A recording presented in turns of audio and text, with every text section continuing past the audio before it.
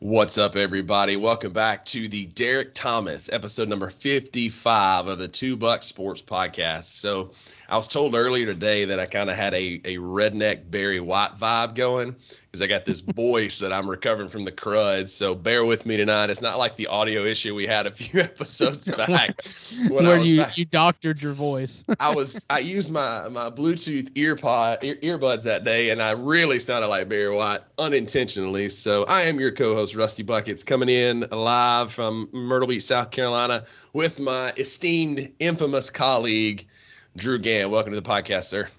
What's up, Rusty? I hope you have a good week. I hope you don't ruin this podcast by snotting all over the place.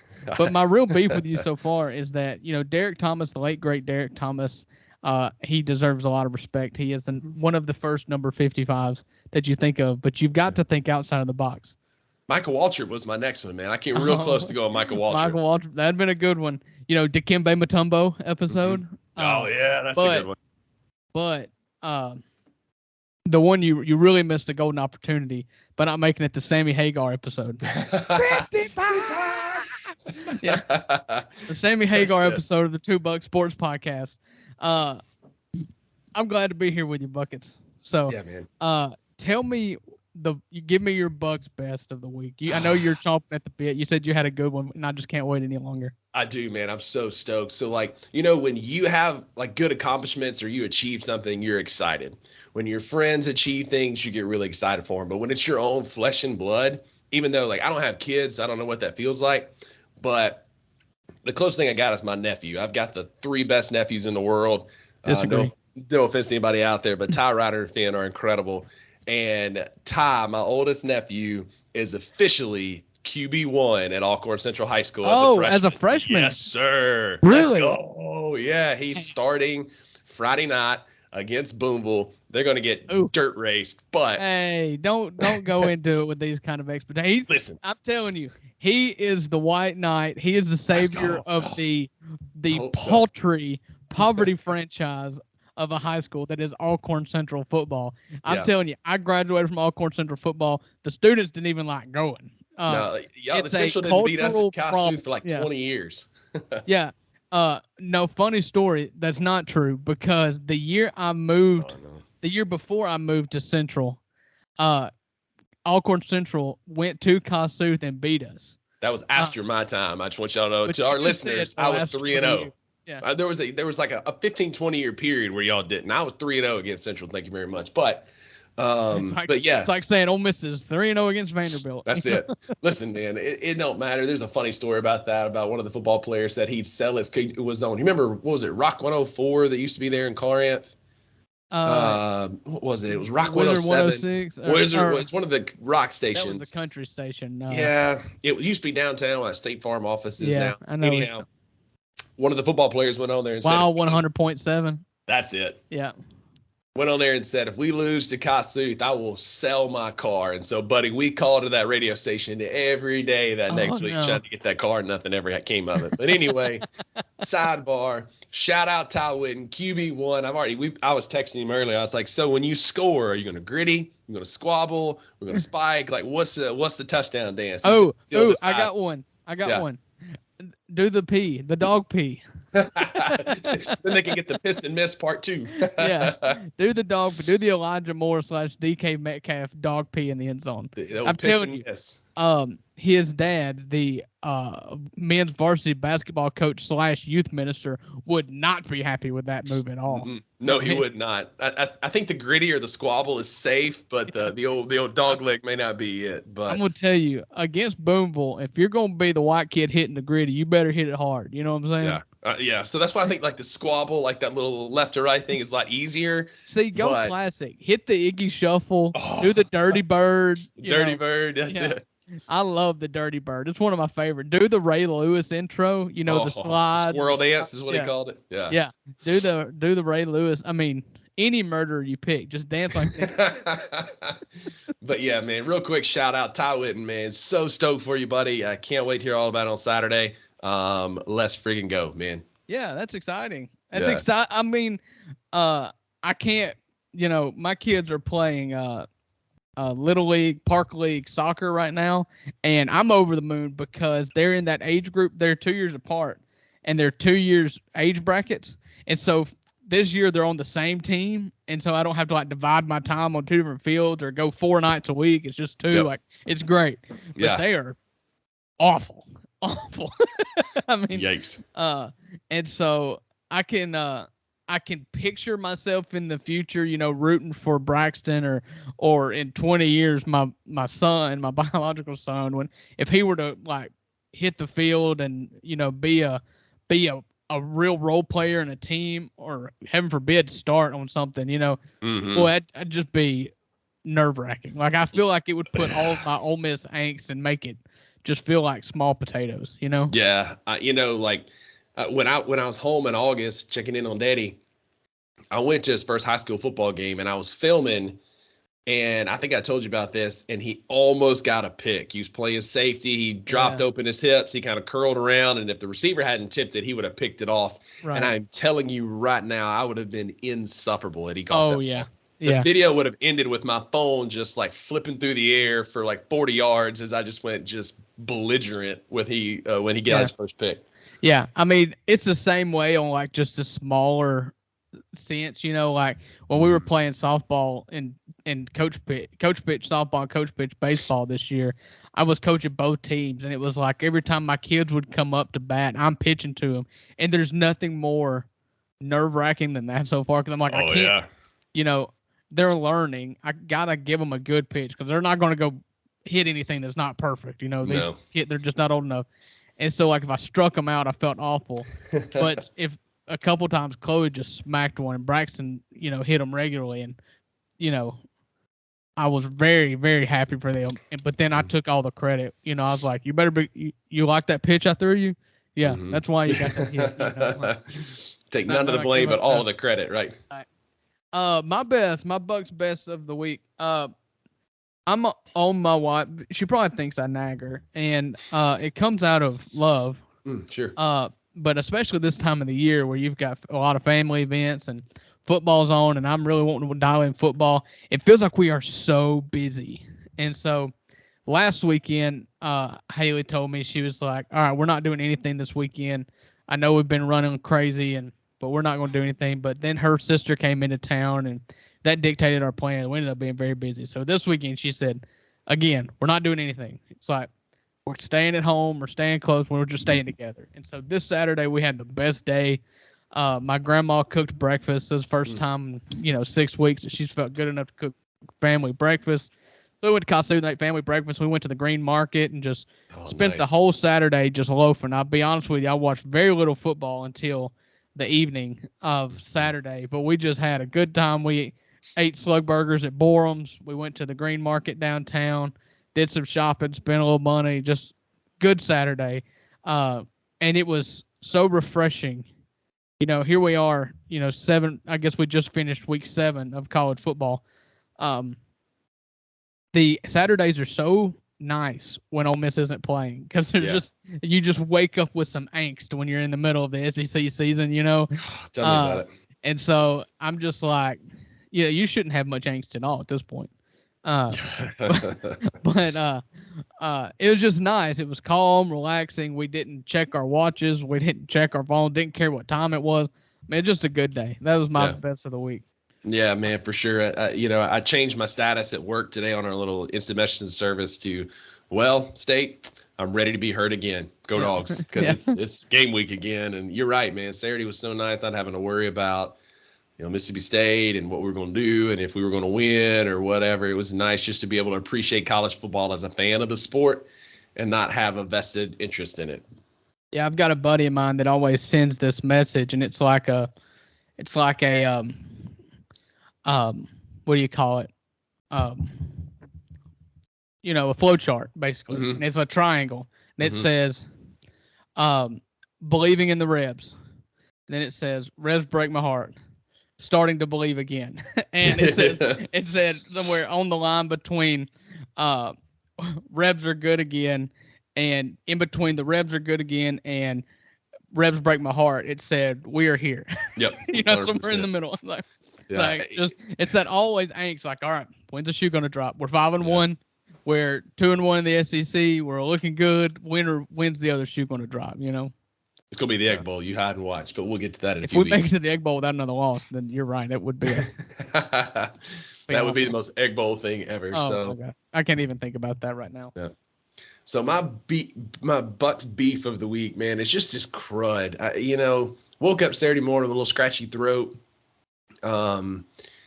It was better by Saturday evening. I was tired. Sunday I was okay, just kind of the itchy eyes and nose. But Monday and especially yesterday, man, I felt awful. I was looking for that license plate of that truck had run me over, and right. I've been better today. I went to the gym and tried to work out, but just no stamina, no steam, man. I hate this crud that's going around. So, I know y'all listen to this podcast for life advice and how to be a better human. So just wash your hands, take your vitamin C. If you're sick, stay at home. Just avoid this crud like the plague, man. But I feel like everybody in my inner circle is getting it right now. It's a bunch of people that's going around. It's running through everywhere. I had it a few weeks back, and I've learned on the front end. I've got a cousin that's a nurse practitioner, and he practices here in Ripley, and I'm on the front end. As soon as I feel it coming, I'm like, hey, I'm on my way. I need a Decathlon shot. Load me up. I'm ready to go. 2 weeks ago, my baby girl had RSV and hand, foot, mouth at the same time. And so it's been going through our house too. Her daycare said it's going rampant through there. I mean, it's just that time of year. When fall comes in, it goes hot to cold, and in Mississippi, it's going to be hot again. You just wait. That's it. Fall is what we're in now. That's it. And Mimi, my grandmother, she, Conley lives there with her, Margie's kid, and Mimi for the last 2 weeks has had RSV and pneumonia just because the same, just going around. Conley brought her home from daycare. Right. So, well, my beef, to bring it back to sports a little bit, I looked at the little channel guide today, or last night. I was just looking for stuff to watch, and I realized that Major League Baseball playoffs are going on right now, and I'd totally forgotten about it. Yeah. It is, and my beef is not me that I forgot about it. My beef is with Major League Baseball that they have somehow made this sport so obsolete and so not mainstream anymore. This is October. This is what you're talking about. You've got Derek Jeter was Mr. October or Mr. November. Reggie Jackson was Mr. October, and there's such a emphasis on the month of October in baseball season. It's religious, it's special. It is, where legends become made. Here in 2023, baseball in October is so far down the list of priorities. I mean, there's Netflix things that people are rewatching right now rather than watching the Major League Baseball playoffs. And it doesn't help that Major League Baseball teams, the most successful ones, all regular season. The regular season is too long. 162 games is ridiculous. However, the teams that had the highest winning percentage, the 1 and 2 seeds on each conference, did not even make it to the second weekend of baseball. Went 1 and 13. Yeah, the Braves are the only one. They went 1 and 3 against the Nationals. The Nationals apparently got their Phillies. The Diamondbacks swept the Dodgers. The Rangers swept the Orioles. And this is all stuff I found out after the fact. I'm like, what happened? It's just it's a sport that is not caught up with mainstream media platforms and social media platforms, and they don't allow anybody to share their highlights except for them. I mean, it's just atrocious. They don't market their superstars, and only to make matters worse, the superstars that are not marketed got bounced in the first round. Who cares? I mean, I guess I can make an argument. Your brother would probably tell me I'm wrong, but the Phillies are not a national brand. Nobody cares about the Phillies, and they're playing the Diamondbacks, which is, I mean, if the Diamondbacks make the World Series, just cancel it altogether. Put those games on Animal Planet. Right. Yeah. And then on the other side, you've got the Astros, which if there's any heartbeat to the playoffs left at all, it's the people that's rooting against Houston playing against the Rangers. Who cares? Yeah. Who cares? So, I mean, there's no Yankees, there's no Red Sox, there's no Cardinals, there's no Cubs. Yeah. It's just nobody cares. It feels like that Final Four we got last year, right? Where it's just like UCLA and then a bunch of whoever's. It's just like there's just no interest on a national scale. Well, it was, and Who was it ended up winning it? Not Georgetown. UCLA. No, it wasn't. No, no, it UConn. was UConn. UConn. Yeah. Mhm. So, and UConn was like a 6th seed. I mean, Yeah. it's just now you can't help baseball doesn't necessarily. The competition is good. It's good to have a Cinderella. Sure. But it's just not. It's just not marketed well enough. It's if nobody Right. cares beforehand, nobody's going to care about the Cinderella. You've got to have No. people vested in the sport as a whole. And baseball is so regional. You know, Yeah. I saw a stat the other day. So the NBA, and I'm not going to quote this perfectly, but the NBA has basically an 80% success rate. The higher seed has a 80% success rate.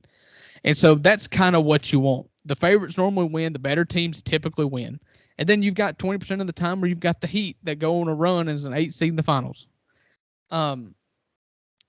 For other sports, I saw, so for baseball, for them to have 162 game season and only a 7 or 5 game series to decide it in a sport that's so streaky and so quirky and odd, to make it match the expected win rate for the favorites in basketball, their series would have to be like 79 games long.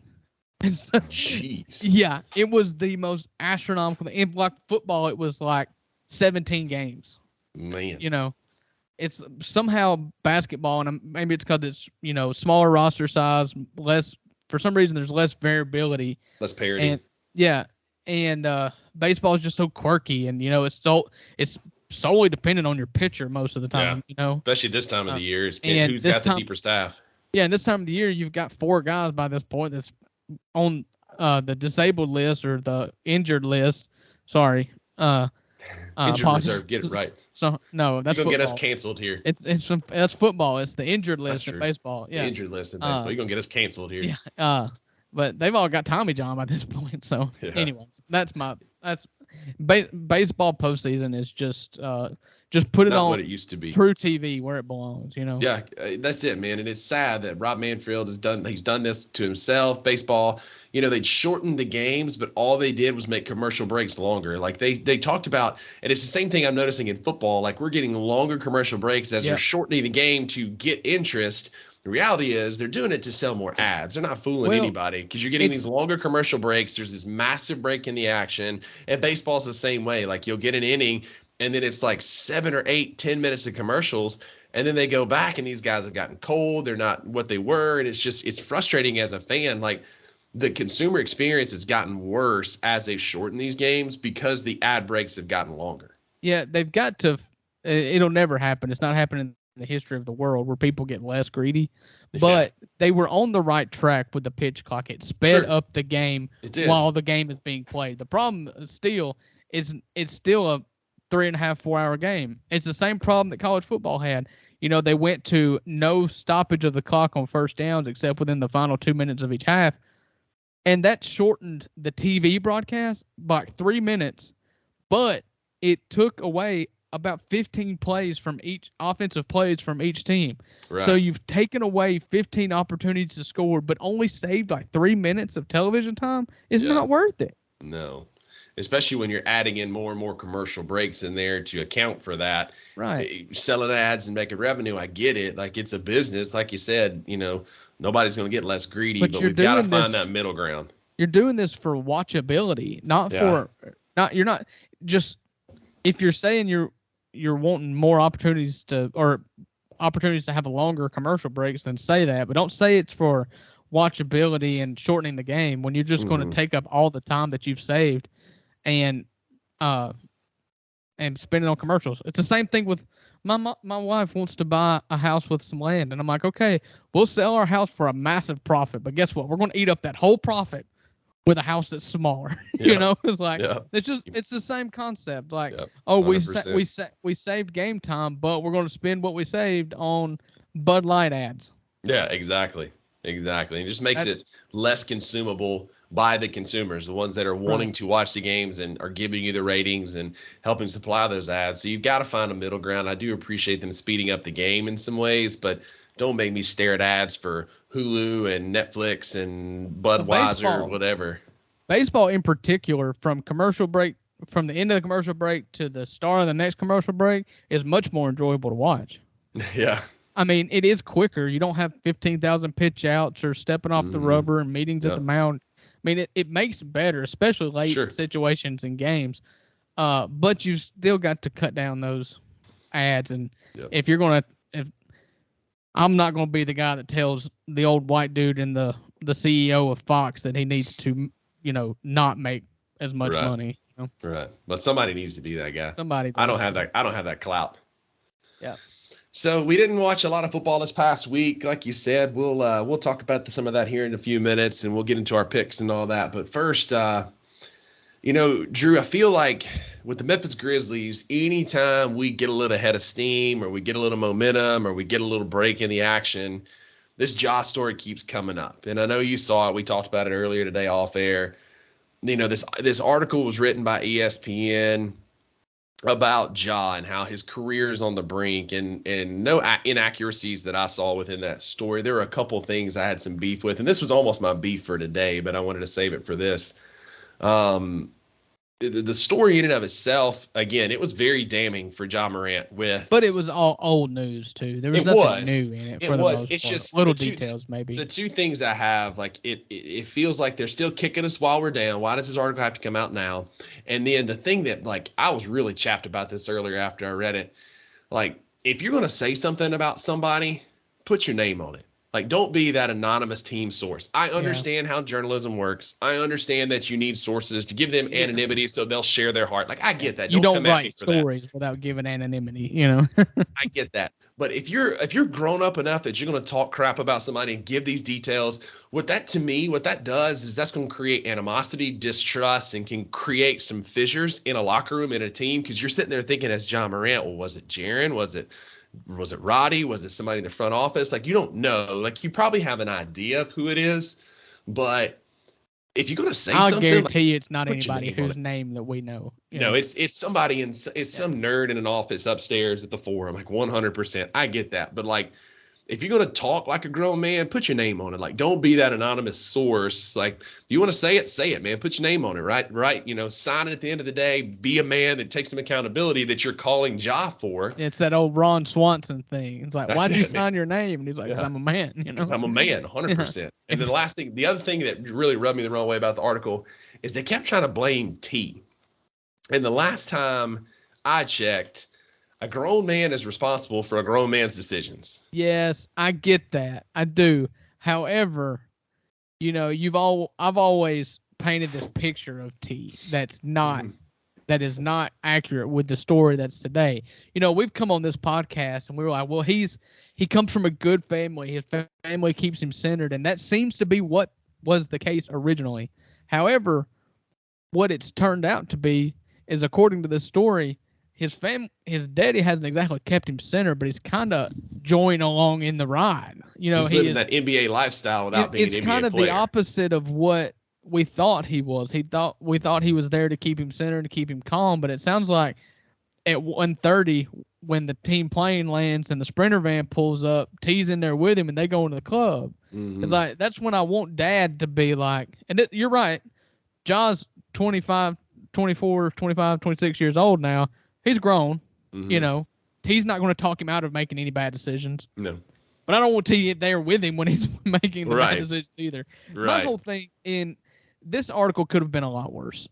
Sure. It looked really bad. I did not like the fact that all of these quotes came from Grizzlies executives, unnamed Grizzlies executives or team sources, or I don't like that. However, it wasn't anything new. So, it cited the thing at the mall. We all knew about him getting into a scuffle, defending his mom at the shoe store in the mall. Mm-hmm. And then the basketball court fiasco where he punched a 17-year-old. Right. And the laser pointer at the Pacers. Right. And then the nightclubs and, riding around with Devontae Pack flashing a gun. Like, it's all stuff we know. And I'm going to tell you this, when Baxter Holmes writes a story, you get scared. Mm-hmm. Baxter Holmes, if you don't remember, he's the one that wrote the Robert Sarver piece that got Robert Sarver fired. He's the one that wrote the Donald Sterling piece. Mm-hmm. He single-handedly wrote the stories that took down 2 of the league's owners. Mm-hmm. And so when he writes a story about Ja Morant, I'm kind of battening down the hatches, hoping for something explosive. Right. The only thing that I saw that made me additionally concerned, the timing's not great, but I guarantee you they've been writing this story for months, and they just now kind of put a bow on it. I don't think it coincided with anything. I'd rather it be today than next Wednesday, the night of opening night. Meaningful basketball, yeah. The only thing that concerned me is the depiction of how the conversation went between Zach Kleiman and Taylor Jenkins in the hotel room. Yeah. Mm-hmm. And to fill everybody in, Ja's been kind of, going out of control here. He shows up late to practice hungover. There was those. Again, he's 24 years old. He's a superstar. It never affected his play. And so, you kind of let a lot of stuff slide if you've got that guy, Mm-hmm. Don't tell me that Michael Jordan wasn't out playing golf and showing up late with smelling like cigars and bourbon for practices. You backed it up. You're the best player of all time. Okay. It's kind of where Ja's at right now. However, when they sat him down and talked about it, it was described that he was very flippant about it and didn't want to be interested in being his hand held towards moderate behavior. Like he had no interest in it. Culturally, I hated how the Memphis business owner. Yes. Like I hated the club owner or whatever he was. He started acting like a rap star, and he's going to end up like a rap. Like I hate the whole rap. I hate the rap argument. The rap culture causes him to act out. It's the same as saying that playing Modern Warfare breeds school shooters. Like there's just no correlation. It's just dumb. Yes. I hated that. However, I also hated it sucks to see such a fixture of the community when he walks up to your restaurant or your establishment that people are like, oh crap, here's Ja. Right. Because he is that guy in the community, and you want him to be a Mount Rushmore. I mean, Jeff Calkins says he's the biggest thing since Elvis in Memphis. And he's not wrong. And so for the biggest thing since Elvis to walk the streets of Memphis, which is totally accurate, that comes with like a mayoral kind of level of respect 100%. For the community is what I like. You don't want business owners to say, crap, here comes Ja. He's going to, he's going to get pissed at this table. He's going to get pissed at this. It's going to get confrontational. Park somewhere he can't park. He get in a fight in the parking lot. That's the only thing. The meeting with Taylor Jenkins and then just the impact he has on local business owners. Although the business owners have no right to attribute this to rap culture. No, like he was wrong in that aspect. I forgot about that. That's a good point. You brought that up. And then Joe Mullinex wrote a good follow-up piece for Grizzly Bear Blues, SB Nation. I don't know if you saw that, but talking about like Ja can lose the national media. They're going to count us out anyway because we're a small market. We don't really have a place on the national scene. Obviously with my beef with the NBA top 100 last week, we're not really counted on the national scene, but where you can't lose is the city. You can't lose people in Memphis. And it sounds like as crappy as those comments were by that business owner, it sounds like that's the direction he's heading. He's not being the pillar of the community that he was supposed to be, because they put in a lot of the scouting reports of how he was super coachable. He was a humble kid. He didn't drink. He didn't smoke. He didn't party. He was very authentic. He was very accountable. Grounded. Like they laid all that out, very grounded, like all the things that we heard about leading up to draft night when you and I both had a conniption when we found out that we were going to get that number 2 pick and that it was going to be Ja Morant. It's one of the happiest moments of my life, sadly as that is. But it's just not playing out that way. And, getting the opportunity to redeem himself this year. We've seen this before, last year after all the stuff at what was Dirty Harry's or Wet Willie's or whatever the name of that club in Denver is that he was at. I think it's Dirty Harry's. Shotgun Willie's. Shotgun Willie's. That was it. All that stuff came out. I'm going to be accountable and be a teammate. And he did the stupid thing on Instagram Live. Yeah. He's been wearing the redemption and the accountability shirts at practice. And the thing that I saw that resonated on Twitter amongst fans, not on media or anything else, was it sort of galvanized everybody back on Ja's side. Mm-hmm. I don't know if you saw that or not, but the overwhelming majority of fans that I follow were like, why are you bringing this up now? And outlined why I think it's just the natural life cycle of a story. It just completed and they put it out. However, everybody kind of banded together. Like, he's kept his nose clean since March. He's, supposedly done the right thing. He's been out of the media. He's been quietly doing his work. He said the right things. He's participated in practice despite, missing the first 25 games. He's been a good teammate since this happened. But so why are y'all still bringing up all this crap from the past? Exactly. And it's kind of galvanized. Memphis does Memphis best when we feel like you don't believe in us. Yeah. Because I'm wearing the shirt. If you're watching on YouTube, wearing the shirt, Memphis versus everybody. That's how it felt on Twitter today. I like, even me, like, I got at the gym today. I pull up at the gym. I put on 3-6 Mafia to work out to. Just, I was feeling very like some city pride for a city that I used to live in and for a sports team that I follow. Like, I was like, you know what? I hope, like, and we'll get in the Grizz in a few minutes as we get ready for meaningful basketball next week. But I see no reason why we can't go 82-0. And it's because, like, it's that, like, sharpening of, like, you know what, you're going to come after our guy. Like, he's screwed up, but it's Memphis versus everybody. He's our guy. Like, he screwed up, but we're not giving up on him. There's been times where you and I have screwed up. We didn't give up on each other. Like, we're not giving up on Ja. Like, things are, like, we're in his corner now, I feel like, more than we were prior to the article, even though, like you said, there was nothing new. There was nothing, like, earth-shattering. It just was like, why are you gonna poke that wound again? I get, like you said, that's very logical that this is just the life cycle of a story, but why are we poking that wound a week before meaningful basketball? Right. I get it, and I get both sides, and I love the fact I am appreciative of the fact of a journalist and doing your story and whatever. I get that, but I'm also appreciative of Memphis and our fans, and I feel like it's this way with most fans, but I feel like it's more so ingrained in Memphis, where you take care of your own and you defend your own. You don't kick us when we're down, and that's the vibe I got from fans. Is that you don't do enough is enough. We've moved on. We're supporting our guy. You quit attacking him.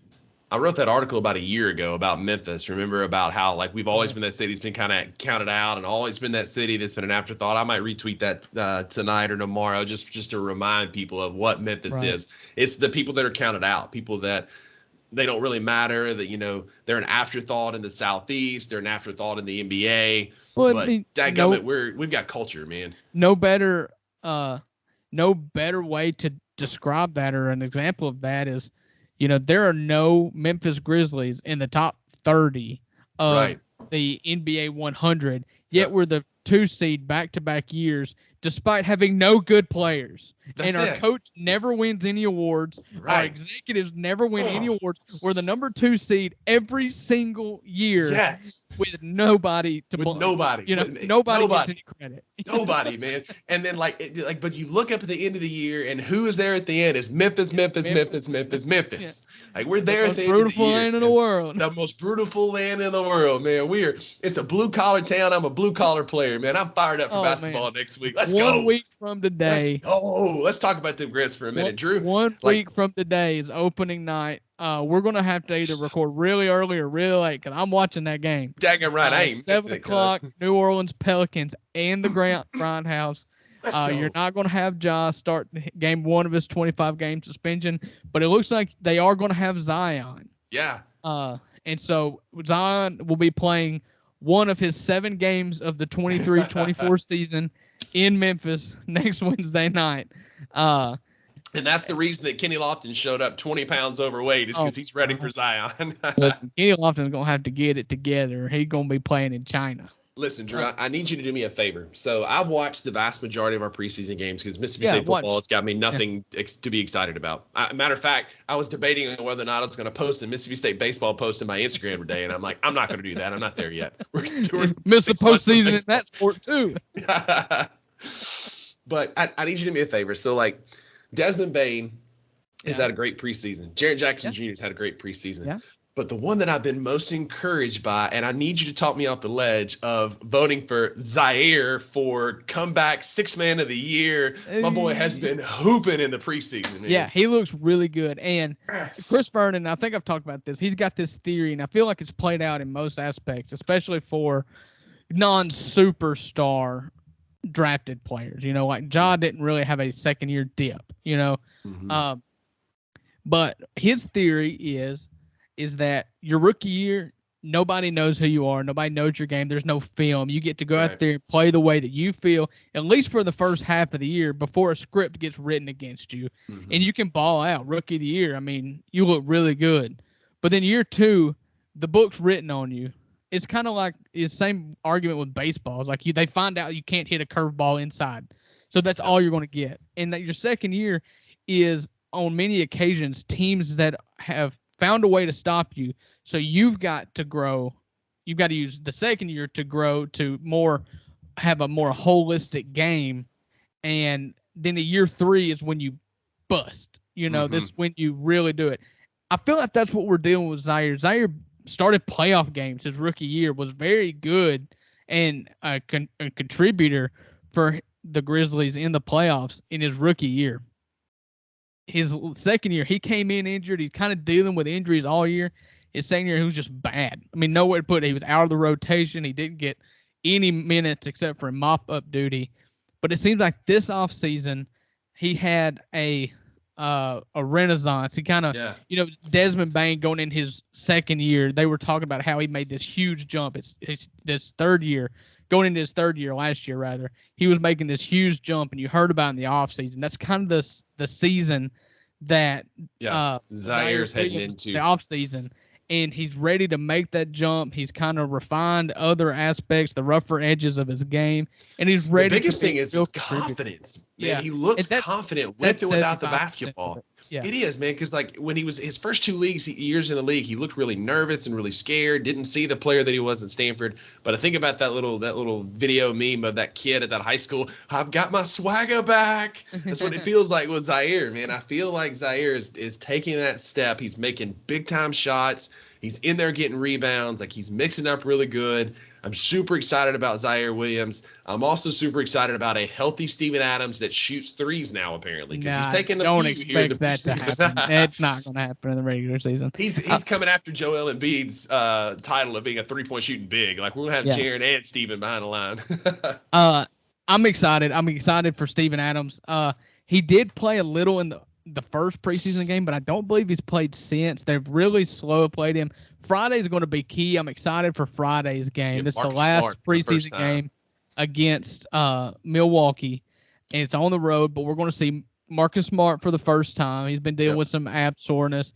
I'm sure you're going to see the full starting five, as you will see the starting five next Wednesday. It'll probably be the starting five you see Friday night. You're going to see regular rotation, kind of how the season how the season is going to start. And I'm really excited about it. Yeah, everybody's healthy except for Brandon Clark. And you're not going to see him. He had a setback and other surgery. You're not going to see him this year. You may not ever see Brandon Clark again, if I'm just being real. But it's super exciting. There's nothing about this team and how it's laid out that makes me think we should be anything worse than a top 4 seed. Right. The only reason why I'm not saying 2 or 1 is because you are missing Ja for 25 games. But do I need to remind you that we went 22-2 over the last couple of years without Ja? Yeah. Like, we play really well without Ja. And and that's with Tyus Jones being an anchor. Sure. But is that Marcus Smart now? Is that facilitator?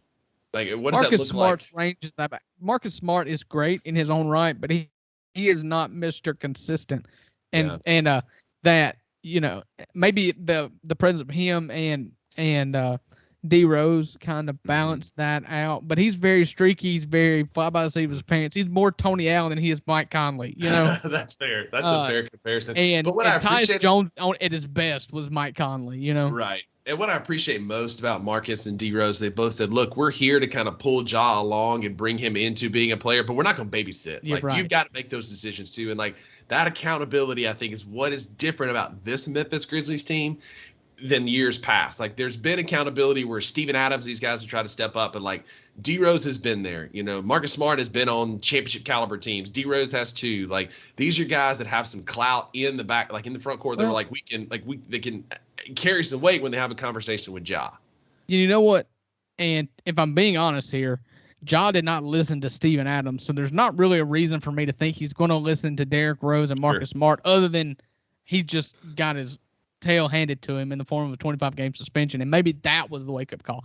Yeah. Derrick Rose and Marcus Smart is not the wake-up call, but I believe that with the presence of Derrick Rose and Marcus Smart, the team culture will not fade if Ja does. Right. That was one thing. Like everybody was, the way that story portrayed was that the players were kind of getting sick of it, and I feel like morale won't dip with D Rose and with Smart keeping everybody else in line and focused. 100%. Whereas maybe Tyus and Steve-O wasn't able to rally the rest. Everybody was just casting Ja away and frustrated with Ja. I feel like D Rose and Marcus Smart will rally the rest of the guys. Yeah, and be there if Ja needs help and he asks for it, Yep.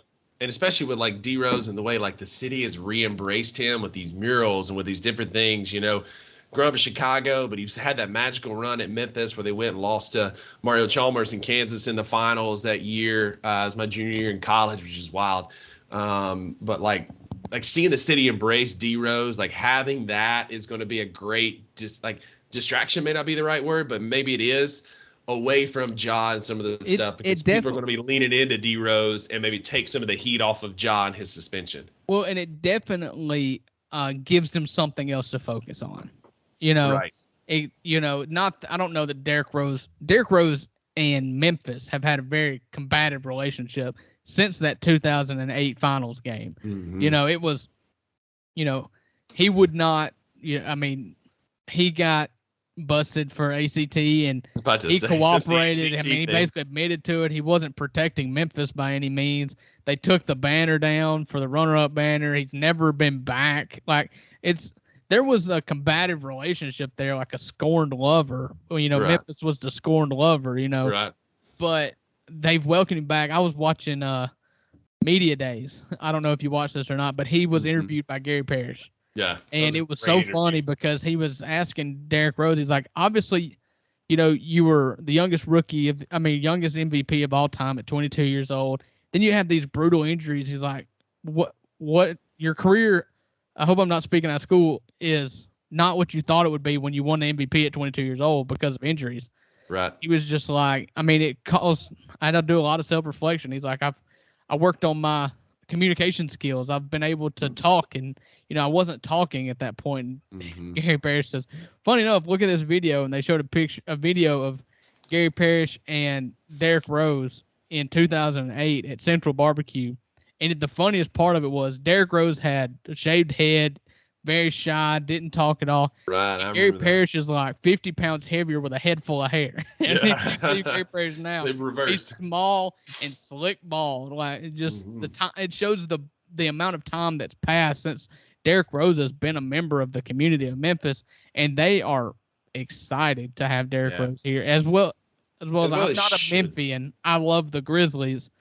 I love what Derrick Rose brings to the Grizzlies in basketball, but I'm not a Memphian by any means, but I'm still excited about Derrick Rose. I count myself as a Memphian. I lived there for 5 years. I love that city. I've always joked that that's the city that I'd love to get back to at some point just because of the heart and soul, and Memphis is its own. Like it's definitely like Memphis is different. Unless you've lived there or spent time there, you will never appreciate that. You'll just see that the violent crime is through the roof. Right. If you just watch the news, you don't get it. But I'm telling you, most of the listeners of the podcast are Grizz fans, or at least appreciate that. But if not, just spend some time in Memphis and you'll understand, for the city to have somebody like Derrick Rose to rally around is going to be huge as we navigate the early season without Ja Morant. Now, when he comes back, we'll be a different team. But a couple of things we've kind of skimmed over him, but Desmond Bane and David Roddy clearly had the same nutritionist because they're both slimmed down about 10 or 15 pounds, and Dez is moving so much better. And I tell you what, it's going to help. Remember last year he had all those back issues, and the year before especially,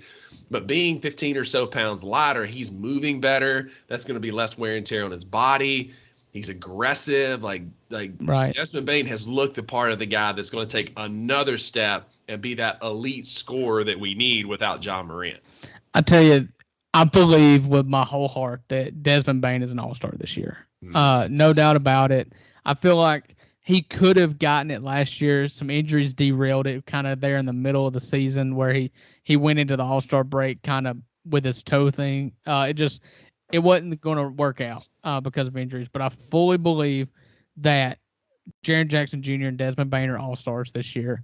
Jaren Jackson Jr. for the second consecutive year, and Desmond Bain for the first time. I believe with my whole heart Desmond Bain is an all-star this year.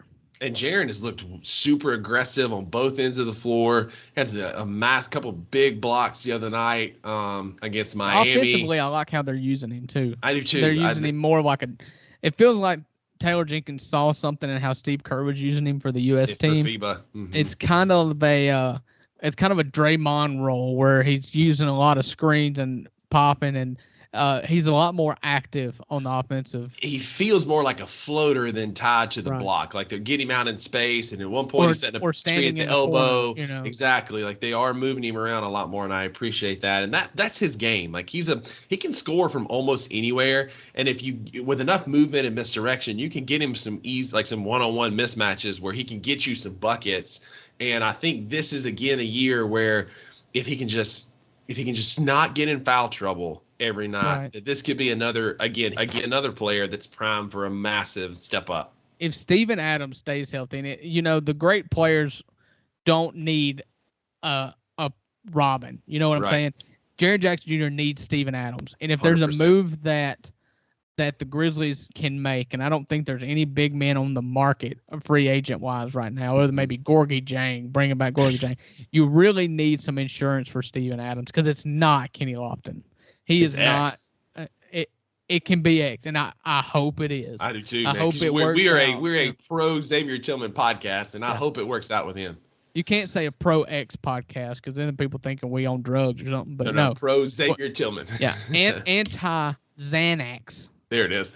Pro Xavier Tillman. That's right. That's right. And because he's that big body that can run that true 5 and let Jaren be more of that 3-4 hybrid that he is. I got a question for you. Is there a spot on this team for Brandon Clark, or does he become that trade piece that gets you something you need? This season, he is not going to be a Grizzly. He is not going to be on the team. I don't see any possibility. I don't think. I think we make it 82 games without seeing Brandon Clark. I think that Brandon Clark is more than likely a trade piece based on potential upside. At this point, because a leaper that has a torn Achilles and then has a setback in the recovery for the Achilles scares me. He's not a shooter. He's not a player whose game translates like Kevin Durant's did when he tore his Achilles, where Kevin Durant can still stand back and he's fully healthy, but for a couple of years post Achilles, he was very comfortable and very effective sitting back and shooting threes. Easy money sniper, man. Yeah.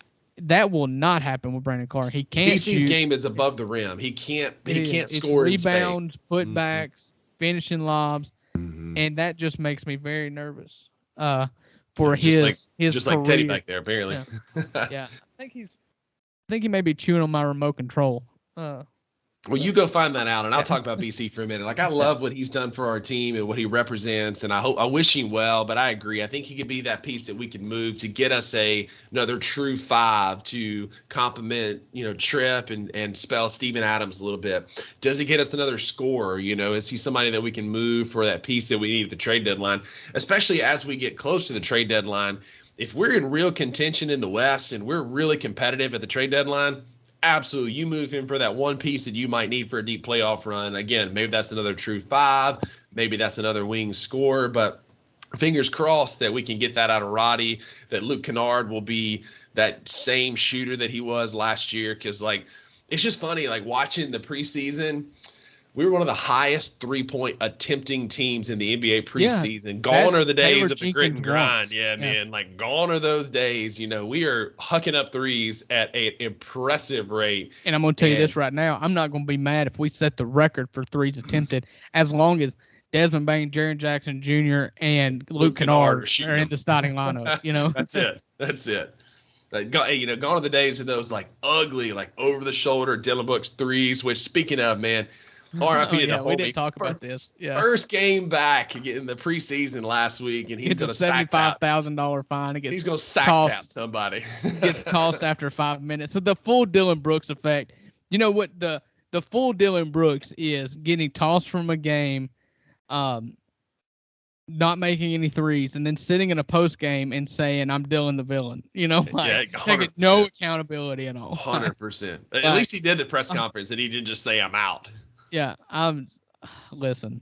I wish Good him for Bill. well. I wish him I well. can laugh about it now, but 'Cause I he's was not not ours. laughing when he threw that wild arm up and knocked Donovan Oh, Mitchell man. in the nards, and then got mad Yeah. about it. And I was like, dude, I'm That so was my over. canon event. That's when I was like, all right, like Yeah. he needs to I be a turned the corner. Jungwon Tiger or whatever. Like that's Yeah. when he needs to move on. Yeah. Anyways, we're not talking about him No. anymore. Good, good riddance. Yeah. Happy So trails. just quick, do you have any hot takes on the Grizzlies this year? And also kind of where do you think they finish? I think that Zaire is, I don't know that he's necessarily like in the conversation for like sixth man of the year, but I think Zaire becomes one of the best off the bench players in the Western Conference, just in like efficiency. Yeah. Just in efficiency. Not saying he's going to lead the league in any categories, but he's going to be an efficient sixth, seventh man off the bench. And I don't see real like. I was really high on Mississippi State. We crashed and burned. This is a different bear. I want you to give good predictions for somebody else. Yeah. Tell me the Phoenix Suns are going to be the best team of all time. In the Western please. Conference, yeah. I think we'll be a top 3 seed again. I think the top 3 seeds is well within our grasp if everybody can stay healthy. Zaire takes a turn that we think. I don't see them, and we get Ja back. If we're competitive and we're playing good basketball at Christmas when we get Ja back, I think our floor could be, our floor could be out of the playoffs, but I think like a reasonable, like at 3 seed is where I see us at the end of the year. Yeah, so the only thing that makes me hesitant is the new rules this year, particularly the what's it called, the load management rules. Yeah, so, you can't sit guys anymore. So 2 things we've talked about I think are great changes is if you have to play 65 games to be eligible for any postseason award, and teams cannot sit star players for back-to-back games. And for that reason, it puts teams like the Lakers, like the Suns in the West, Dallas, it puts those teams to where they can't quite coast the way they want to coast if they're healthy. Right. That's what makes me nervous about saying, I know the Grizzlies talent-wise with Ja are a 2 seed. I know their bench is good enough to be competitive without Ja. Mm-hmm. But we're not going to catch any team or hardly any teams anymore that are resting games, especially games at home or at FedEx Forum, because that's where they're cracking down is no sitting star players on the road. There's rules that allow you to every once in a while sit a player at home, for your fans that have bought season tickets, but not the fans that pay to see you on the road. Right. And so that's the thing that makes me hesitant about saying, well, they're going to be a 2 seed or a 3 seed. I do think they're going to be a top 4 seed. I think they're talented enough. I do like the fact that Damian Lillard went to the East, although the Blazers weren't. Yeah. The road got a little bit easier to that. Not that the Blazers were a threat to the Grizzlies, really, but he could have went to the Lakers, which would have been bad. Went last year when he had like 4 points at the end of the first quarter, and then he had like 40 by the end of the game, and they beat us in Memphis. I was there for that, and it's like, true. We ain't got to play that no more. Yeah. And so I think that, like I said, my predictions: Desmond Bane's an all-star. I think the Grizzlies are a top 4 seed. I think that the Grizzlies are over 500 when Ja gets back, but close. I don't think they're going to go, 17-8 or 20-5 by any means. If so, look out where they're going for the ones. My God! At that point, I will be insufferable. I just want our listeners to know. I just think you remember back the first year that we made a run. We were 9-11 at 20 games, and we went on that. Winning 22 of 25 or whatever it was. Absolutely. A tear. That's where I see us being at 25 games. You're looking at 13-12 or, 11-14, 14-11, something like that around 500 when John gets back. And then look out, if we can hold the rope for 25 games, get a lot of run out of some guys early, really see where your bench is at. With guys like Laravia, guys like Roddy, Santi, X, speaking of see those guys. Speaking of our bench, 46. Yeah. I love you, Jitty, but you should never see the floor again. Like, well, dude, he hasn't seen the floor. What are you talking about? He hadn't played since the first preseason game. That's a BC. Is his last play as a Grizzly going to be him pinning Anthony Davis off the backboard? I hope so, because he will go down as a Grizz legend, like much like the realms of like Courtney Lee with that incredible oop. Like he will go down as a Grizz legend for that one play. Yeah. And I'm okay with that. I don't want to see Jitty darken the door of that you're being hard on Jitty, I think. Well, why, man? Why would we need Jitty? I don't want to spend any more podcasts time talking about Jitty. Exactly. I just think he's fine. He rebounds extremely well for a team that doesn't rebound. I mean, that may be all he does, but he's not a zero. You know. Yeah, I mean he ain't much above it, man. His plus minus might be like 0.75. Give me him over Dylan Brooks every day. Oh my God. I mean, it's like saying like I would take I don't know, I'd take a headache over a root canal. Like, I mean, It's not like you're picking from the top of the barrel here. I said what I said. Yeah. Well, anyway, we're gonna move. Yeah, no more time on Jitty, but I think this could be a year where we see some X if he's even half of what he was down the stretch last year, just giving us big time minutes, big time rebounds. I hate that like guys like him. The score sheet, the stat sheet's not going to give credit to what X can mean to this team, but just like the big minutes that he can give you to free up Jaren Jackson and rest Steven Adams. Like we need guys like him and big body Roddy, who's not as much of a big body anymore, to give you those quality minutes. He looks sleek and athletic, man. He's moving well. And I will go on record again and say that I was a little harsh on him last year, that he's moving really well. And I hope he can be a serviceable NBA player again for us. Right. I'm with you. All right, so we're not going to spend any more time on things in the past. College football week 7, we both said we didn't watch a ton. I watched a bit of the Tennessee A&M game. I watched a bit of Alabama and Arkansas. I was shocked by that outcome. I saw that score after that game was completely over. Yeah. Yeah. It was wild. But A&M Tennessee was a great football game, and I stand by my statement last week. A&M lost. I think Jimbo Fisher – there's a new head ball coach at Kyle Field next year. It's not Jimbo Fisher. Yeah, I mean, dang it, I wish I could have wrote this down. They've lost like their last 20 road SEC games or something like that. I mean, some astronomical. No, like they don't win on the road. Ole Miss plays them at home this year, which is great. Ole Miss doesn't lose to Texas A&M either. Of course, we got to play them at Kyle Field. You could play them at Larry B. Mitchell Stadium, and they'd wipe the floor with you. But Larry B. Mitchell Stadium, for those of you who haven't caught on yet, that is the home of the Kossuth Aggies. But where I cut my teeth. Yeah. So just running through scores here. The game of the year so far, Washington and Oregon, an absolute classic. I love Dan Lanning, man. I love everything about that dude. I loved the fact, he went into they went for it on 4th down on like the 1 yard line going into half, and they couldn't kick the field goal, and going off. He was just like, this is not a game you're going to win by not taking chances. Right. And the whole game he played balls out, and I respect it. It's the reason why I love Lane. Like just go for it, man. When Lane struggles, it's because he gets conservative. So go out there, let it all hang out. And he did. Man. He did. He got beat by a better team. It was a 3-point spread. Washington won by 3 at home. Yeah. Like I honestly think you play this game 10 times, it's 5-5. I mean, these are great football teams. Yeah, it was a battle of the ages with Bo Nix and Penix Jr. Like it was just such good football. And Lanning, like you said, he took his lumps. He said, I was aggressive. I was not going to play to not lose. Right. And that's what I get. Like I'm again, like the more I see about him, I love that dude. Kalen DeBoer is a name you're going to know for a long time at Washington. He is such a good coach. Coach. Yeah. But Bo Nix, just talking about the quarterbacks, he was 33 of 44 for 337 and 2 touchdowns.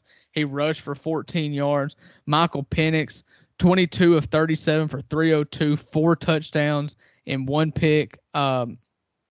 Your boy, I don't know if you got fat or not. I did. Your boy Dylan Johnson, Mississippi State transfer, 20 carries for 100 yards and a touchdown. Workhorse.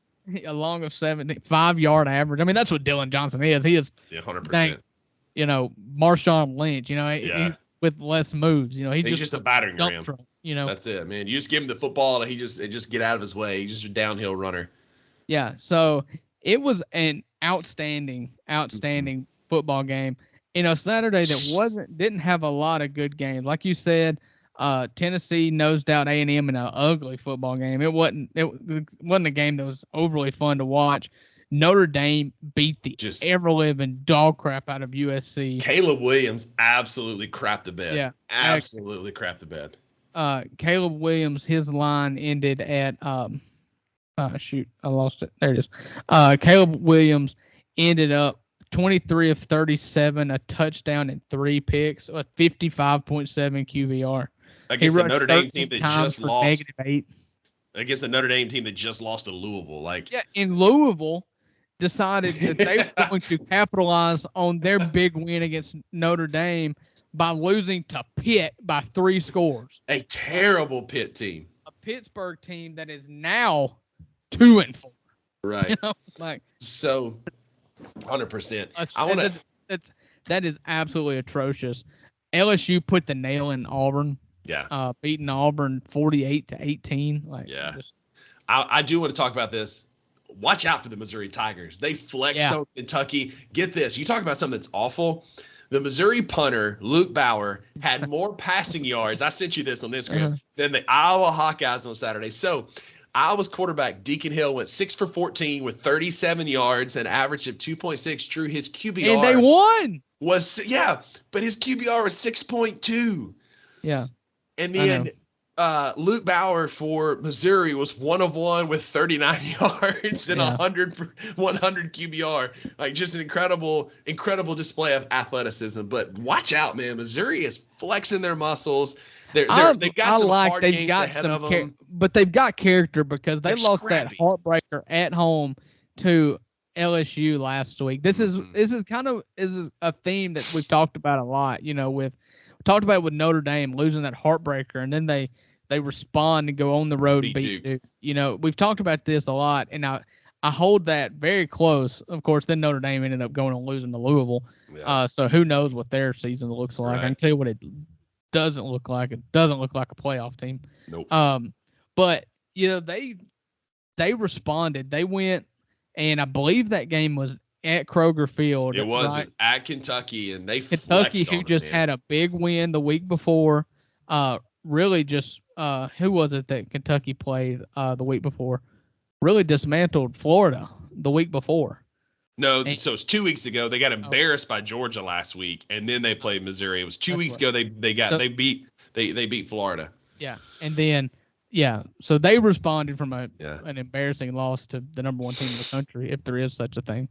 So props to Missouri. I'm glad they're not on Ole Miss's schedule this year because as corny as Elijah Drinkwitz is, he's shown to be a good football coach. They're winning football games. Now, a lot of their toughest football's ahead of them. They got South Carolina this weekend. That's one of our picks for this coming weekend. Then they play at Georgia, home for Tennessee, home for Florida, and finish at Arkansas. So they've got some tough games. That schedule's not hard. But Georgia, Tennessee, getting Florida at home is going to be good because Florida cannot win on the road. They can win at home, but they can't win on the road. But if you can, Tennessee's in Neyland. No, that one's in Columbia. They're going to win that game. If you can go 1-1, 9-3. If you can go 1-1 in that Georgia Tennessee, those 2 weeks, that's a week apart. If you can go 1-1 there, you're looking at a decent upper tier bowl game. Like you said, that's a 9-3. Crap, if you go 1-1 there, you're 10-2. So they're 6-1 right now. Let's just quickly. You tell me win-loss, okay? Okay. South Carolina at home. Win. At Georgia. Loss. Tennessee at home. I think they can win that football game. Florida at home. I think they can win, man, because Florida's hot and cold. Arkansas on the road. That's a winnable football game. So you're saying 10-2. I can see 10-2 here. There's a path to 10-2. I'm saying 9-3. I'm going to say they're going to be favored in every game except for Georgia. I don't think they win every game except for Georgia. No. But I'm going to say 9-3. And I mean 8-4 is a disappointment, but that says something about where Missouri was at this year. And they won 6 games last year, 5 games last year, and now there's a path to 10-2. Yeah, they'll be favored against Tennessee at home. It may be like a 2.5, 3-point line, but they'll be favored against Tennessee at home.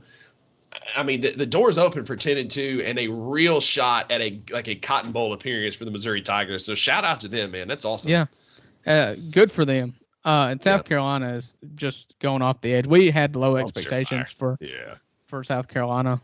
Yeah. But and Arkansas. Real quick, keep this thing short because I'm starting to cough more. Give me your spiel about Ole Miss this weekend. And they're one of our picks, obviously, but what do you think about Ole Miss and Auburn? Is it a sneaky trap game? Is it a revenge game for Hugh Freeze against Ole Miss? I think that this is a good matchup for Ole Miss because Arkansas can't really score the ball. Peyton Thorne is not great, and then they throw out the other quarterback. What's his name? Alford or Robbie Alford? No, Robbie Ashford. Yeah, they throw him out in situations like Hugh Freeze loves to do because he loves to play two quarterbacks, which if you've got two quarterbacks, you don't have a quarterback. I think this is a good matchup. I think historically is what scares me is historically Ole Miss does not go to the Plains and beat Auburn. Mm-hmm. Historically, things got weird. We were the better team 2 years ago when we went to Auburn and lost based on the referee missed the kickoff returner touched the ball and then let it go to the end zone, and Ole Miss recovered it for a touchdown, and he said no, he didn't touch it. And then they reviewed it. His fingers went backwards, and they said no, he didn't touch it, and Ole Miss lost. It's one of the worst missed calls I've ever seen in my life. But it just goes to the juju, and it's kind of like this weird thing. And for fans, there's a lot of angst because you're playing Hugh Freeze. And the players don't care about that. Lane doesn't care about that. The only person that cares about that are the fans and Hugh Freeze. Yeah. And so does he have a silver bullet, a wrinkle? You know, he is a good offensive coach. The jury's out. I'd even say he's a bad head coach, but he's a solid offensive mind. And so maybe he's got something cocked up. But Auburn right now is 3-3. They've got losses to Texas A&M, Georgia, and LSU in a row. They're on a 3-game losing streak. They won a nail biter, 14-10 at Cal. I mean, this team's just not very good. Not good. Ole Miss has played better teams. They've looked better. They've shown that they can win ugly now against Arkansas. Ole Miss, what's the line right now? It is 6.5. That line scares the heck out of me. But Ole Miss is 6.5 points better than Auburn. I think they'll beat Auburn. You like talking about Ole Miss and Arkansas chaos. This is a game that for non-football reasons scares me more than Arkansas. And you got Powerhouse at Vanderbilt next week, so it could be a trap game. Yeah, but you're coming off a bye too, and so I mean, like if you can win this game, you're going to be basically in between two bye weeks, and so get all the juice up because you're going to go Auburn. Ole Miss is going to go at Auburn, Vanderbilt at home, Texas A&M at home, and then go at Georgia, who may not have the best player in the country. He's supposed to be out 4 to 6 weeks. We're talking about Brock Bowers, the stud tight end, the best tight end in the country, the best pass catcher in the country. Marvin Harrison may be the best receiver, but if you put the tight ends in that category, Brock Bowers gets the win. 100%.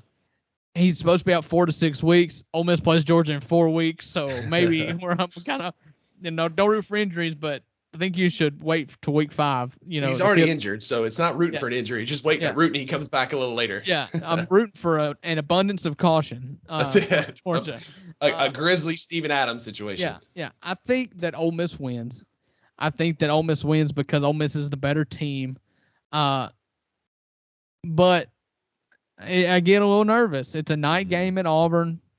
Auburn Jesus is a real thing. Especially at the Plains. Yeah. Weird things happen, but we'll get into our official predictions here in a few minutes. Yeah, but that's what I think about it. How do you feel like your Bulldogs are going to hold up this Saturday? Well, the line opened at 9. Arkansas was a 2-5 Arkansas team was a 9-point favorite. As of just about 2 hours ago, it's down to 6.5. Yeah, ESPN's got it. Caesars has got it at 6. Yeah, DraftKings, who we use, shout out Aaron Timburen, is at 6.5. Again, it started at 9. Drew, I don't know. That was a trap. That was a Vegas thing that Vegas wanted a bunch of bets on Mississippi State. That's what scared me about Ole Miss opening up at against Alabama at like 12. Like they were just begging Ole Miss people to bet on Ole Miss. That's what this feels like. I think we are a better football team than Arkansas. Arkansas's bad. They're on a 5-game losing streak. Sure, they got up and played Alabama, but they are not a good football team. KJ Jefferson is not a great quarterback. He's got moments. They're not going to have Rocket Sanders. He's not going to play this weekend. That's already been announced. He's not been healthy with that knee, and he's not going to play this weekend. So that makes them very one-dimensional. And for Sam Pittman to be a great offensive line coach, their offensive line is bad. It don't matter. That defense could not stop Kasu Central. Like Ty QB1 could go throw for 200 yards against Mississippi State's defense right now. It all depends. Will Rogers, there's some rumors. There's a lot of smoke and rumors about Will Rogers right now about whether he's going to play, whether he's going to even show, like if he's going to be able to dress. Like, and Arnett's playing it very close to the chest, saying everybody's day to day. But Woody Marks, from what I've heard, is going to be back. He tweeted out some kind of cryptic stuff today, and some rumors that I've been reading and hearing about is that Woody Marks is going to be good to go. This could be Mike Wright's chance. I think there's a reason Mike Wright hadn't played, and we saw some of that against Western Michigan in those final few drives. Is there potential there? Yes. Like, State has to win either at Arkansas or at Auburn in the next 2 weeks if we're going to, like we talked about last week, if we're going to make a bowl game and Zach Arnett's going to keep his job. The jury's still out about whether or not I want that to happen. Spoiler alert, I don't. But regardless, I think we can win this football game. I think that if we come back healthy, I swear to God, if Matt Brock, and here we go. See, watch here. There's the tell. Like, here it is. I swear to God, if Matt Brock is calling defense on Saturday, like, there's going to be a revolt. Like, this just, like, you cannot continue. The defense this is like 2008 bad. This is like 2015 bad. Like, this is an awful Mississippi State defense. Something's got to change. If that doesn't change, we're fisting to lose out except for Southern, and then Zach Arnett is gone and we get our wish. But as a fan of Mississippi State, like, that's obviously I'm going to root for us to win, and I want us to be competitive. And I think there's a road to 6 and maybe 7 wins, but they've shown me nothing to give me a ton of hope. They really haven't. So do I think the loser of this game will go 0-8 in the SEC?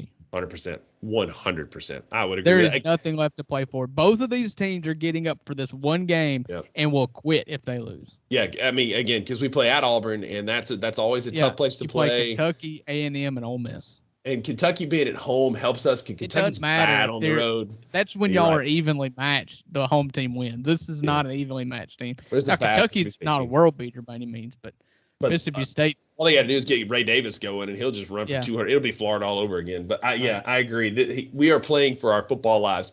If we lose to Arkansas this weekend, then I am officially going to be talking about Mississippi State basketball from henceforth on this podcast. But I just don't feel good about it, man. I think we can beat them, but what Mississippi can do and what they do are often very different things. It's a lot of doo-doo. Huh?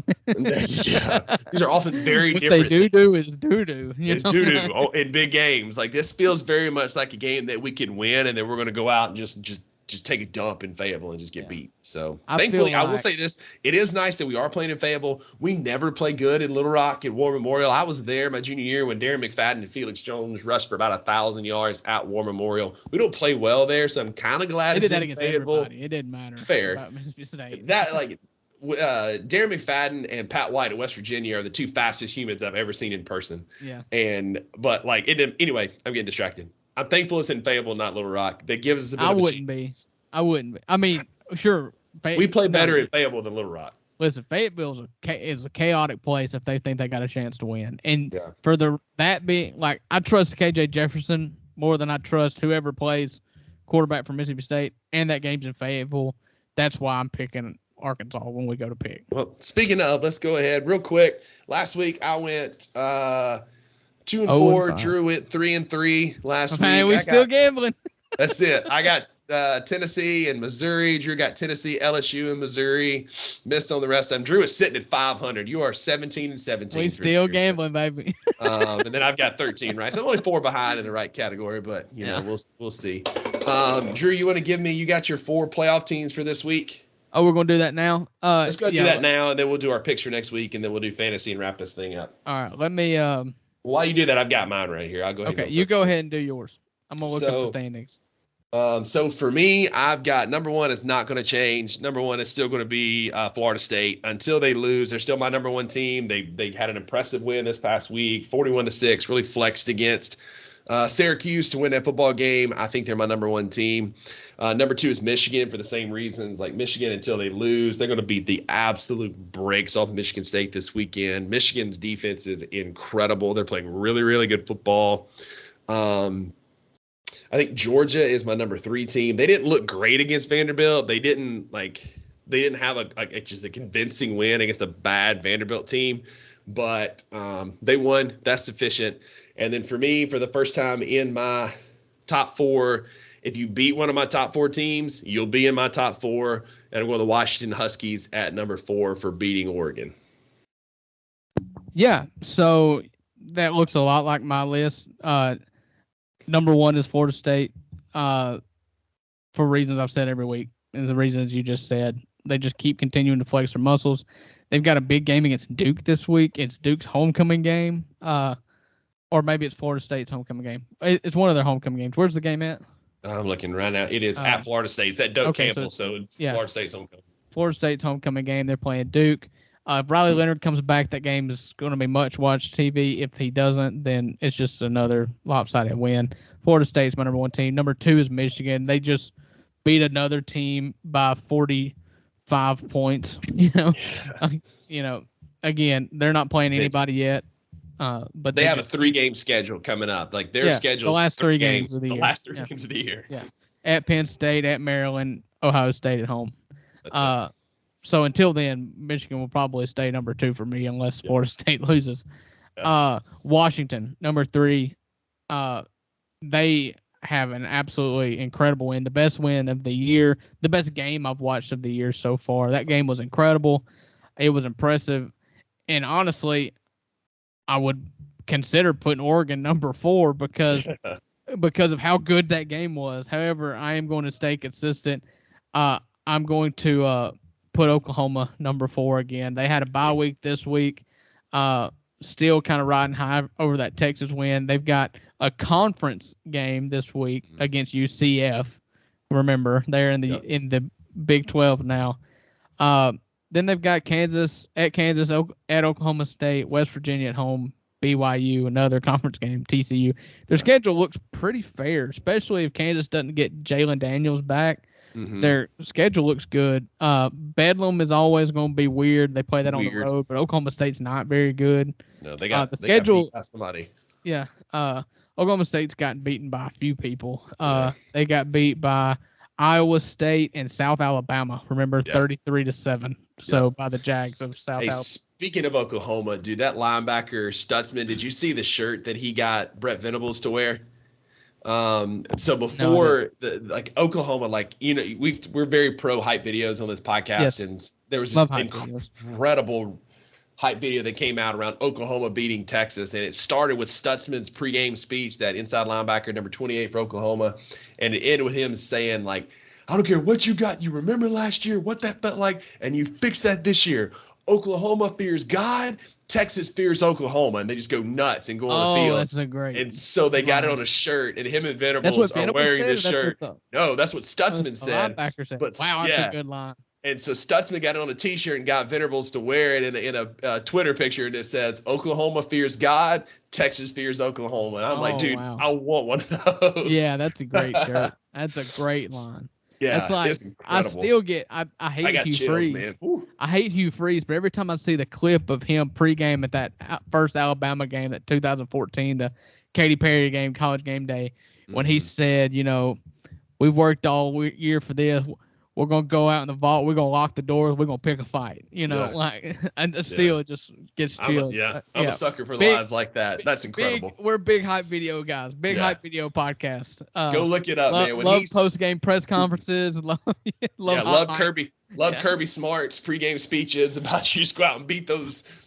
You know what? I mean, anyway. That TCU pregame speech was not something you play in church. But it's something that you play when you're having a tough day and you just get at it. Yeah. So, all right. So that's our top 4. That's our Mount Rushmore of college football this week. Real quick on our picks before we get into fantasy football and wrap this baby up. Great episode, man. This is fun. Yeah. So we got 7 picks this week. This is a good weekend of college football, man. I'm going to do some deer hunting on Saturday, and then I'm going to watch football. I have no other plans, and I'm here for it because We've got first up in our picks is Penn State at Ohio State. This is one of those like man maker games where you, like you just said, you lock the doors and you figure out which one of you is the bigger man. Penn State is at Ohio State. Ohio State is a 4.5 point favorite in a series. It feels like Ohio State has always had the upper hand. Yeah, I feel like, but Ohio State is like the team that's got something to prove because since Ryan Day's been there, for some reason, the fans hate him. He can't win the big games. The Big Ten is a conference that's dominated right now by Michigan.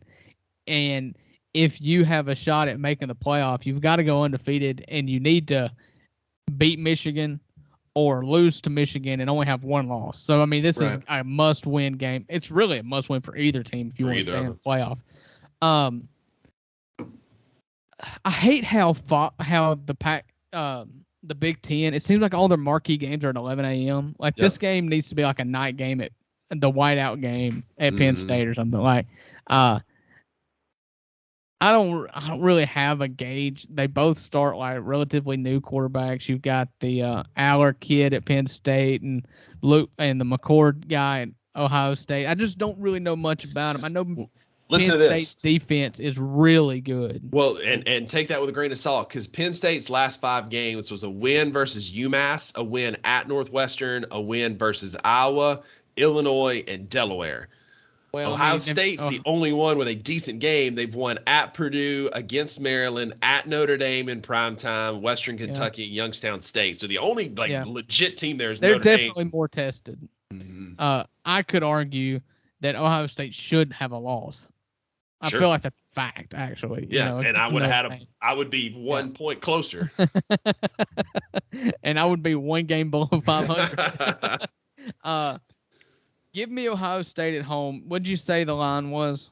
4.5. It feels. I mean, it's barely above a push. So yeah, give me Ohio State at home. Like you said, they have been tested. It is at home, and I feel like Ohio State's got the most to prove. If I'm being honest, in some kind of weird way, the blue blood of Ohio State has got a chip on their shoulder. But I think they do. I think that's real. All day long, I had myself like trying to talk myself into Penn State because like. I just like I don't really buy Ohio State, but I don't buy Joe Paterno fan. Yeah. Jerry Sandusky, all about it. He's kidding, guys. Yeah, 100%. That's a joke. But I just can't, man. Ryan Day has a team playing with a chip on their shoulder. This feels like a game they're going to go out and just lean on Penn State. And James Franklin is just notorious for not winning those big games. His team will come into the Michigan or Ohio State game on a major run and then just get the doors blown off of them. And so I'm going Ohio State. I think they win. I think they cover. I don't know that this game's 10 points. I think Ohio State wins, flexing their muscles. And then I think Ryan Day calls out Lou Holtz again after the game. Yeah. Where you at, Lou Holtz? He's been asleep since 6, brother. That's it, brother. He'll just be waking up for this game. All right, next up, we've got the third Saturday in October is back on the third Saturday in October, which is where it should be. University of Tennessee at Alabama. Alabama is a 9-point home favorite, and I think Alabama wins this game by 10 points. I'm going to take Alabama at home. Their defense is figuring out. I don't trust Joe Milton. I watched him play against A&M some. He was not good, man. He's got a massive arm, but he's super inaccurate. No, they don't throw down the field. He's very inaccurate underneath. And when they do go deep, his receivers got butterfingers. Like, they can't catch. So it's a bad combination. In Alabama, where they struggle on offense, they don't on defense. And so I think Alabama wins this game and covers. Yeah, I feel like this team is like Tennessee is like light Alabama right now because they both have super athletic quarterbacks who can't really throw the ball. But Tennessee doesn't let Joe Milton do anything other than sit in the pocket. Right. Alabama at least lets what's his name? Milroe run around. Jalen Milroe run around. So give me Alabama. Give me the 9 points. It's at Tennessee this year. Sorry, it's at Alabama this year. Nothing would be funnier than for Tennessee to beat them again. Because if there's one person on this podcast that knows what it takes to beat Alabama twice in a row, it's me. Yeah, it ain't me. It's been since 2007. And so I I'm rooting for Tennessee just like I was rooting for A&M last week. Or Arkansas. I need Alabama to lose. I mean, just plain and simple. I need Alabama to lose twice. Arkansas didn't do the job. A&M didn't do the job.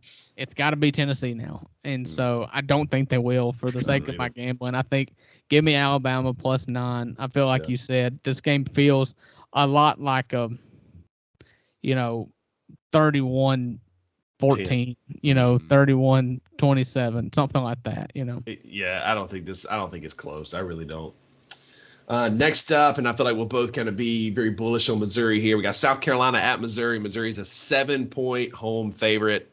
Give me the Tigers. Oh, you're only getting 7? Yeah, give me Tigers all day, twice on Saturdays. So next up, this one's interesting because there's a chance that Utah gets their quarterback, but Utah plays at USC. USC's coming off of that embarrassing loss against Notre Dame. Caleb Williams did not look like the future #1 draft pick.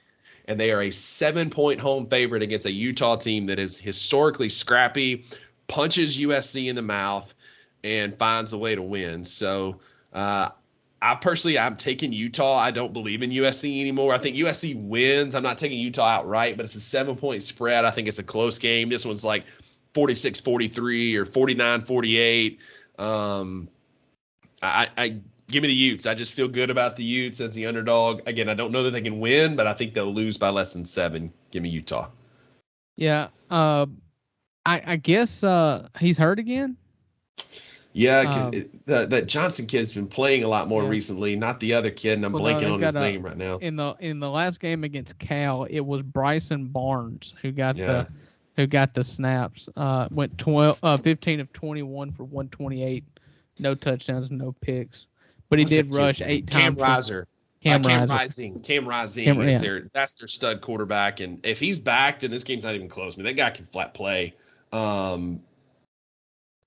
Listen, the thing with USC is they can't stop anybody. And if you get in a hole, then you've got to throw your way out of it. And it only compounds the issue when you can't stop anybody. And that's what happened against Notre Dame. Yep. They couldn't stop Notre Dame. Their offense couldn't keep their foot on the gas long enough to make it a 55-50 game. They just petered out.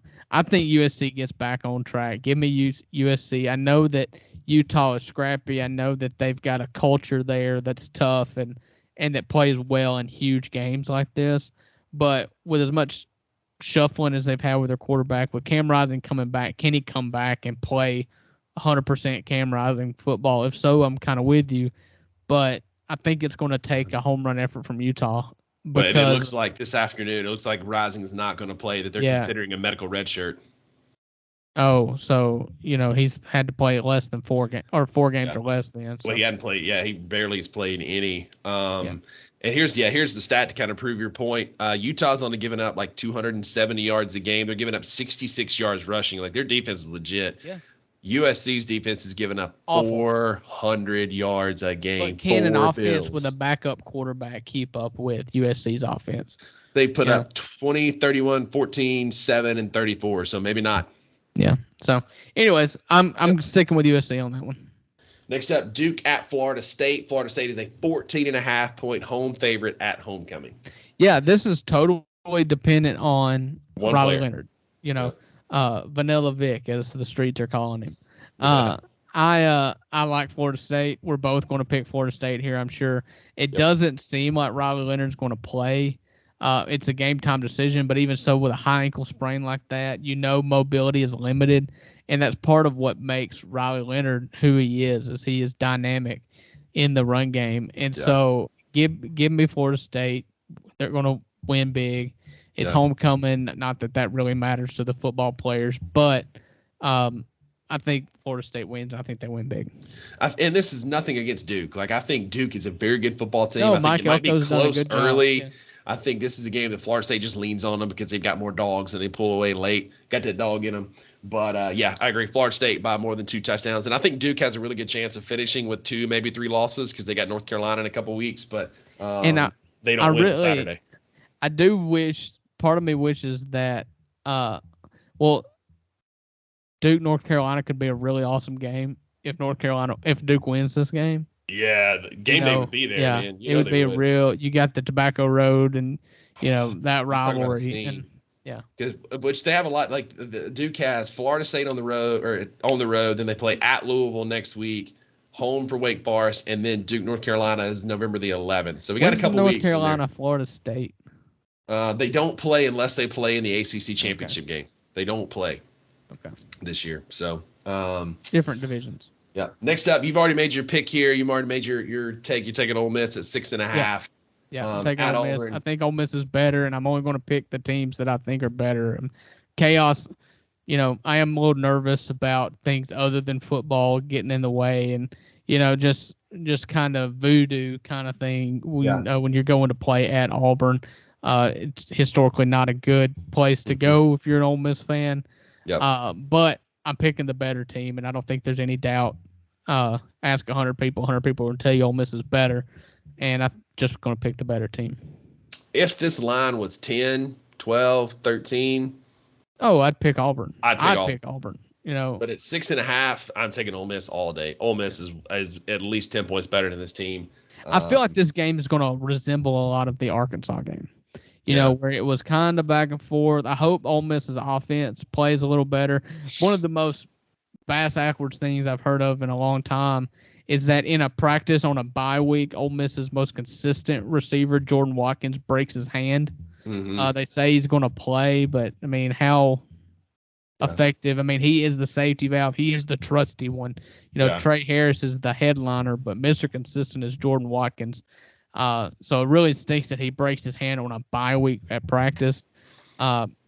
But if you tell me this is a struggle, I believe it.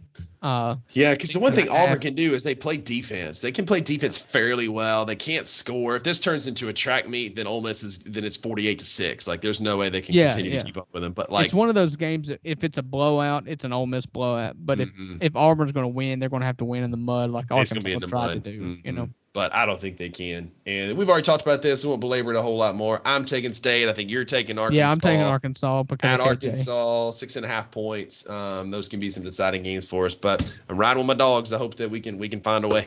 Yeah, for the Mississippi State, it's like you're coming off a bye week, but then the week before that was a loss to who'd y'all play the week before the bye week?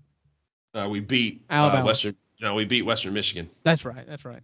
It was a loss to Alabama, then Western Michigan, then a bye, and then Arkansas. And Arkansas is coming off of a physical. If there's a moral victory there, you got it at Bryant-Denny last week. Yeah. And so then they're getting them at home. So that's kind of where I land. Yep, and that's all we were going to talk about this week, right? Like, that's it. We're done. We were going to talk fantasy, weren't we? I didn't think we were we? Did you? You got your first loss this week. I don't remember. So the standings, fantasy football has been so bad this year. Have you kind of felt this way? Both of our teams are really good in the League of Avengers. Yes. We are 2 of 3 teams that are 5-1 with Hunter, who you played this week, right? Yep. And so I just feel like it's been very bad. The waiver wire, we're in a 12-team league. The waiver wire stinks. It's putrid. Good. We've got to get down to a 10-team league in the League of Avengers next year. But in the meantime, it's just I looked at the scoreboard. The highest scoring game last week, let me pull it up real quick. The highest scoring game was 129 in weeks when we've had 160s, 180s. Our buddy Zach went to 2-4 with a 129. Second, I had 124, but you had a team with an 88. You had a team with an 89. You had another team with an 88. You had a team with 94. Like, scoring was so low this week. And in a 12-team league, players are so spread out, so that you can't really stack up a roster. And bye weeks are starting to hit. It just really stinks for the competitiveness, to the point to where, I can't give a Buddy Stevens award to anybody. And I really can't give an award for most points in a loss, because that would be like 100 points. And the biggest margin of victory was like 30. I mean, it's just not, I feel like it's a disgrace to the award, to Buddy Stevens and to Al Gore. I mean, to issue awards this week. I scored 105 points in a loss to a team that scored 119, but he hadn't broke 100 in like 4 weeks. So I'm just going to run down the standings for everybody. We got two divisions. It's Marvel and DC. Pretty predictable here. Rusty and I sit atop the Marvel League. I'm tied for first with Rusty. The determining factor is points for. I've got Rusty by 36 points and points for. I've also had 75 more points scored against me. So Rusty's just had a cupcake schedule. Yeah. It's a 2-dog race in our division. Number 3, tied for third, is 3 teams at 2-4 with Andrew and Dr. Patrick Jones and Jordan Woodruff. Then Neasy got his first win of the year. Congratulations. Neasy went to 1-5. On the bottom half of the bracket, the DC bracket, our buddy Hunter Shaw is at 5-1. He is killing it. If it's a tiebreaker right now, points for, he is the only team with over 800 points for. Like I said, I'm leading the Marvel division at 768. He's at 828. He's also only had 632 points scored against him. That's 30 points more than Rusty. Like I said, Rusty's a cupcake schedule. Outside of him, Michael Mutters, I dropped him to 4-2 this week. I beat him this week. And then you've got Justin Lumpkin and our friend Aaron Ivy at 3-3. Friend of the podcast, Zach Jones at 2-4, tied with cousin Kirk at 2-4. Aaron, for I feel like the second year in a row, has the worst offense. He's the only team in the 500s in points for at 559. How in the world he's won 3 games is beyond me. So, well, he got a crap effort from my team this past week. That's why he got that win. And then I get to play Hunter, who's scored 828 points this week. Yeah. It's not going to be pretty, I don't think. And bye weeks are hitting me at a tough time. And Debo, we can't make a mind. We're going to do with George Kittle out in San Francisco. He'll go 17-1. 17-1. Yeah. We had a good week. We're going to look at playoff percentages. Hunter Shaw leads with 87%. I'm at 79. You're at 77. This is a 4-team playoff, so naturally it kind of drops off after this. But Michael Mutters, the Kuman Torch, 52% from there, 38 for Lump. Everybody else is in the teens or lower. So that's where we're at right now. That's where the League of Avengers is at. Hopefully scoring gets up this week, but not for teams that play me. This week I play cousin Kirk, who is ravaged by buys and injuries. Should be an easy win. You have got Gotham City Knights. That's Hunter Shaw. Yeah, I get the buzzsaw. Yeah. So one of y'all is going to drop down, and I'm just going to keep getting better. So, yeah, that's our League of Avengers. That's what we've got for tonight. Rusty, you got anything you want to add to this podcast before we go off air? Nah, man, I'm excited about, as much as we like college football, we're passionate about our teams, man. I'm fired up about the NBA season and excited to see where that goes and looking forward to some Grizz talk in the next few months. So enjoyed it, buddy. Tell them where they can find us and we'll put a bow on this baby. Wrap this thing in maroon and white, as one might say. Bye. I'm not participating with this. Yeah. Yeah, you can find us on Apple Podcasts, on Spotify, the $2 Sports Podcast, number 2 $2 Sports Pod on Instagram. That's where you can find us. Rusty's going to put up some polls. We're going to we always like to hear from you guys, like for you to participate with you guys in the form of polls and Instagram questions and fill in the blanks, kind of stuff like that. And so until that time, next week we'll have you another podcast. And until then, see ya. Enjoyed it, brother. We'll see y'all next week. See you guys.